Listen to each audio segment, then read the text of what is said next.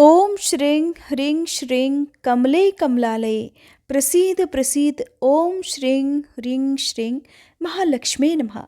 जय माता दी। आप सभी का हमारे YouTube चैनल पर हार्दिक स्वागत है। मार्गशीर्ष के महीने में गुरुवार के दिन देवी लक्ष्मी जी की पूजा और व्रत का विधान है। वैसे तो आम दिनों में शुक्रवार के दिन माँ लक्ष्मी जी की पूजा होती है, लेकिन इस महीने में गुरुवार के दिन भी माँ लक्ष्मी जी की पूजा की जाती है। मान्यता है कि इस दिन देवी की पूजा करने से धन की बरसात होती है, घर में सुख समृद्धि का वास होता है और माँ की कृपा से सभी कष्ट भी दूर हो जाते हैं। इसलिए इस महीने में विशेषकर भगवान श्री कृष्ण और माँ लक्ष्मी जी की पूजा जरूर करनी चाहिए। मार्गशीर्ष मास को अगहन मास भी कहते हैं। वैसे तो इस महीने में पड़ने वाले सभी गुरुवार के दिन व्रत भी रखना चाहिए, लेकिन जो सारे गुरुवार का व्रत ना रख पाए, अगर एक भी गुरुवार का व्रत रख ले तो उससे भी माँ लक्ष्मी जी प्रसन्न हो जाती हैं। जो लोग किसी कारण से कोई भी व्रत ना रख पाए, तो ऐसे में सच्चे मन से माँ लक्ष्मी जी की पूजा करके सभी को व्रत की कथा भी अवश्य पढ़नी और सुननी चाहिए।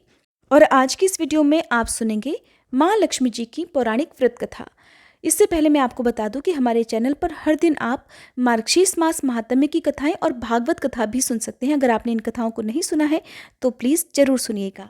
पौराणिक कथा के अनुसार सौराष्ट्र में उस समय भद्रश्रवा नाम के एक राजा थे।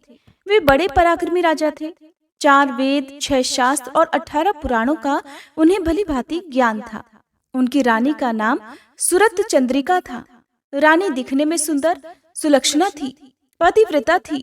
उन दोनों को 7 पुत्र और उसके बाद एक कन्या का वरदान मिला था। कन्या का नाम उन्होंने श्यामबाला रखा। एक बार महालक्ष्मी जी के मन में आया कि जाकर उस राजा के महल में रहे। इससे राजा को दोगुनी धन दौलत की प्राप्ति हो जाएगी और वह इस धन दौलत से अपनी प्रजा को और भी अधिक सुख दे पाएगा। गरीब के घर अगर लक्ष्मी रहेगी तो वह उसे स्वार्थी की तरह केवल अपने ऊपर ही खर्च करेगा। ये सोचकर श्री महालक्ष्मी जी ने एक बूढ़ी औरत का रूप धारण किया। हाथ में लाठी लेकर लाठी के सहारे रानी के द्वार तक पहुंच गईं। हालांकि उन्होंने बूढ़ी औरत का रूप धारण किया था, लेकिन फिर भी उनके चेहरे पर देवी का सा तेज विद्यमान था। उन्हें देखते ही एक दासी सामने आई। उसने इनका नाम, धाम, कर्म, धर्म सब कुछ पूछ डाला। वृद्ध ब्राह्मणी का रूप धारण करके माँ लक्ष्मी जी कहने लगी, बालिके, मेरा नाम कमला है और मेरे पति का नाम भुवनेश है।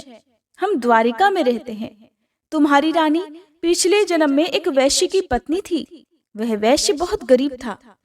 गरीबी के कारण हर रोज उनके घर में झगड़े हुआ करते थे और उसका पति रोज उसे मारा करता था। इन बातों से तंग आकर एक दिन वह घर छोड़कर चली गई और जंगल में खाली पेट भटकने लगी। उसकी इस दुर्दशा पर मुझे बहुत दया आई। तब मैंने उसे सुख संपत्ति देने वाले श्री महालक्ष्मी व्रत की कथा सुनाई। मेरे कहने पर उसने श्री महालक्ष्मी का व्रत किया। श्री महालक्ष्मी प्रसन्न हुई और उसकी गरीबी दूर हो गई। उसका घर संसार, दौलत, संतति और संपत्ति से भर गया। बाद में पति पत्नी दोनों परलोक सिधारे। लक्ष्मी व्रत करने के कारण वे लक्ष्मी लोक में रहे। उन्होंने जितने साल महालक्ष्मी का व्रत किया, उतने हजारों साल उन्हें सुख भोग मिला। इस जन्म में उसका जन्म अब राजघराने में हुआ है, परंतु वह श्री महालक्ष्मी का व्रत करना भूल गई है। उसे यह याद दिलाने ही मैं यहाँ आई हूँ। बुढ़िया की बातें सुनकर दासी ने उन्हें प्रणाम किया। फिर श्री महालक्ष्मी का व्रत किस तरह किया जाए, इस बारे में उस बूढ़ी ब्राह्मणी से पूछा। तब बुढ़िया का रूप धारण किए हुए श्री महालक्ष्मी माँ ने दासी को पूजा की संपूर्ण विधि और महिमा बताई। इसके बाद दासी ने माता को प्रणाम किया और वह रानी को बताने महल के अंदर चली गई। उधर राज वैभव में रहते हुए रानी को अपने ऐश्वर्य का बहुत घमंड हुआ था। संपत्ति और अधिकार के कारण वह उन्मत्त हो गई थी। दासी द्वारा बताई गई बुढ़िया की बातें सुनकर वह रानी आग बबूला होकर राजद्वार पर आकर बुढ़िया रूपी श्री महालक्ष्मी पर ही बरस पड़ी। उसे यह नहीं पता था कि साक्षात श्री महालक्ष्मी माँ बुढ़िया का रूप धारण करके उसके द्वार तक आई हैं। परंतु रानी का इस प्रकार रूखा बर्ताव और अपना अनादर देखकर माता ने वहां ठहरना ठीक नहीं समझा और वे वहां से तुरंत चल पड़ी। रास्ते में उन्हें रानी की पुत्री राजकुमारी श्यामबाला मिली। उन्होंने श्यामबाला को सारी बात बताई। श्यामबाला ने सुना तो अपनी ओर से श्री महालक्ष्मी जी से अपनी माता के लिए क्षमा मांगी। माता लक्ष्मी को राजकुमारी पर दया आ गई। उन्होंने श्यामबाला को फिर श्री महालक्ष्मी व्रत के बारे में बताया। उस दिन मार्गशीर्ष मास का यानी अगहन मास का पहला गुरुवार था। श्यामबाला ने पूरी श्रद्धा और विश्वास से श्री महालक्ष्मी का व्रत रखा। फलस्वरूप राजा सिद्धेश्वर के सुपुत्र राजकुमार मालाधर से उसका विवाह हो गया। वह धन दौलत ऐश्वर्य और वैभव से माला माल हो गई। पति के साथ ससुराल में बड़े आनंद से दिन बिताने लगी। इधर श्री महालक्ष्मी जी का रानी पर प्रकोप हुआ, जिसके कारण राजा भद्रश्रवा का संपूर्ण राज्य और राज कारोबार नष्ट हो गया। यहाँ तक कि खाने के लाले पड़ गए। ऐसी हालत में एक दिन रानी ने राजा से निवेदन किया कि हे राजन, हमारा दामाद तो इतना बड़ा राजा है, धनवान है, ऐश्वर्यशाली है, क्यों ना उसके पास जाया जाए, उसे अपना हाल बताएं, वह जरूर हमारी मदद करेगा। रानी की बात सुनकर राजा भद्रश्रवा अपने दामाद के पास जाने के लिए तैयार हुए। राज्य में पहुंचकर एक तालाब के किनारे थोड़ी देर विश्राम करने के लिए ठहरे। तालाब में पानी लेने आते जाते दासियों ने उन्हें देखा। उन्होंने विनम्रता से उनके बारे में पूछा। जब उन्हें ये पता चला कि वे रानी श्यामबाला के पिता हैं, तो दौड़ते हुए जाकर उन्होंने अपनी रानी को सारी बात बताई। रानी ने दासी के हाथ राज परिधान भेजकर बड़े ठाट से अपने पिता का स्वागत और सत्कार करवाया, खान पान करवाया। जब वे लौटने लगे तो सोने की मोहरों से भरा हुआ घड़ा दिया।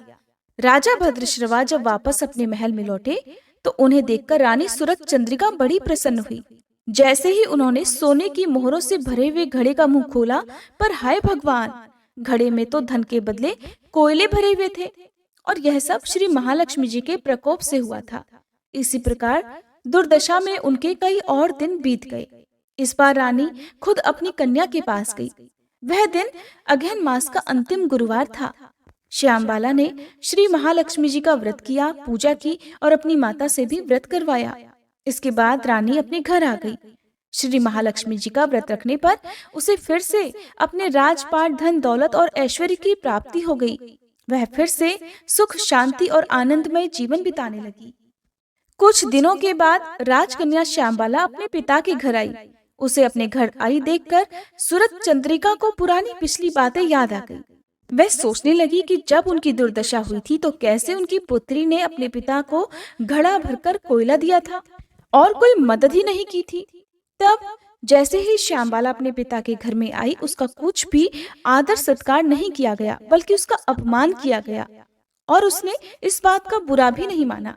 लेकिन अपने घर लौटते समय उसने पिता के घर से थोड़ा सा नमक ले लिया। अपने घर लौटने पर उसके पति ने पूछा कि अपने मायके से क्या लाई हो। इस पर उसने जवाब दिया कि वहाँ का सार लाई हूँ। पति ने पूछा, भला इसका क्या मतलब हुआ? श्यामबाला ने कहा, थोड़ा धीरज रखिए, सब पता चल जाएगा। फिर उस दिन श्यामबाला ने कई तरह के भोजन बनवाए और उसमें नमक नहीं डाला। बिना नमक का भोजन उसने अपने पति के सामने परोसा। जब पति ने भोजन किया तो सारा भोजन बिना नमक का था, इसलिए उसे बिल्कुल भी स्वाद नहीं आया। फिर श्यामबाला ने थाली में अपने पिता के यहाँ से लाया हुआ नमक डाला, जिससे भोजन में स्वाद आने लगा। तब श्यामबाला ने अपने पति से कहा, यही है वह मायके से लाया हुआ सार। पति को उसकी बात सही लगी। फिर वे दोनों हंसी मजाक करते हुए भोजन करने लगे। कहते हैं कि इसी तरह जो कोई भी श्रद्धा भाव से श्री महालक्ष्मी जी की पूजा करे, उसे माँ लक्ष्मी जी की कृपा अवश्य ही प्राप्त होती है। सुख, संपत्ति और शांति की प्राप्त होती है। सभी मनोकामनाएं पूर्ण हो जाती हैं। परंतु ये सब कुछ प्राप्त होने पर भी माँ लक्ष्मी जी की पूजा को भूलना नहीं चाहिए और हर गुरुवार को व्रत का पाठ अवश्य ही करना चाहिए। इस तरह श्री महालक्ष्मी जी की महिमा भक्तों की मनोकामनाएं अवश्य ही पूर्ण करती हैं। अब सुनिए अगहन मास की माँ लक्ष्मी जी की दूसरी पौराणिक कथा। एक गांव में एक बार एक गरीब ब्राह्मण रहा करता था। वह नियमित रूप से जगत के पालनहार विष्णु भगवान की आराधना किया करता था। उसकी पूजा भक्ति से प्रसन्न होकर उसे एक दिन भगवान विष्णु ने दर्शन दिए और उस ब्राह्मण से वर मांगने के लिए कहा। तब ब्राह्मण ने लक्ष्मी जी का निवास अपने ही घर में होने की इच्छा प्रकट की। तब श्री विष्णु ने लक्ष्मी जी की प्राप्ति का मार्ग उसे बताया। उन्होंने बताया कि मंदिर के सामने एक स्त्री आती है जो यहाँ आकर उपले थापती है। तुम उसे अपने घर आने का निमंत्रण दे देना, वही देवी लक्ष्मी है। साथ ही विष्णु भगवान ने ब्राह्मण से कहा कि जब धन की देवी लक्ष्मी तुम्हारे घर पधारेंगी तब तुम्हारा घर धन और धान्य से भर जाएगा। ऐसा कहकर श्री विष्णु जी अंतर्ध्यान हो गए। अगले दिन वह ब्राह्मण सुबह ही मंदिर के सामने जाकर बैठ गया।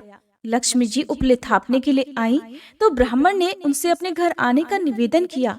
ब्राह्मण की बात सुनकर लक्ष्मी जी समझ गई कि यह सब विष्णु जी के कहने पर ही हुआ है। तब लक्ष्मी जी ने ब्राह्मण से कहा कि मैं तुम्हारे घर चलूंगी, लेकिन इसके पहले तुम्हें महालक्ष्मी व्रत करना होगा। तुम मार्गशीर्ष महीने के हर गुरुवार को मेरा व्रत और पूजन सच्चे मन से करके व्रत की कथा अवश्य ही पढ़ना और सुनना, तब मैं तुम्हारे सारे मनोरथ पूर्ण अवश्य करूंगी।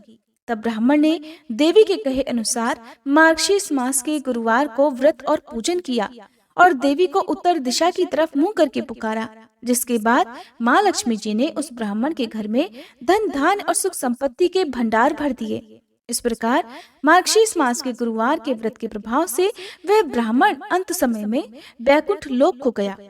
प्रेम से बोलिए लक्ष्मी माता की जय। हे लक्ष्मी माता, इस कथा को कहने सुनने और हुंकारा भरने वाले सभी भक्तों के घर में धन के भंडार भरना।